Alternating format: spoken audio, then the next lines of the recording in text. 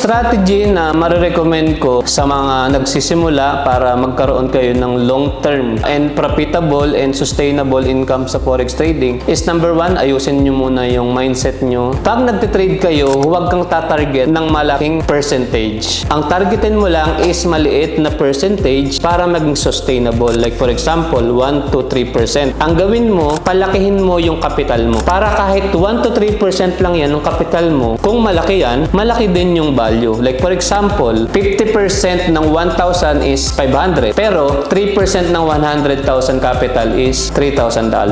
Nakita nyo yung difference? 50% ng 1,000 is $500. 3% lang ng $100,000 is $3,000. Alin nyo mas malaki? 500 o 3,000? Mas malaki yung 3,000. At ang maganda rito, dahil 1 to 3% lang siya, sobrang liit ng risk to the point na halos malapit na siya doon sa safe side.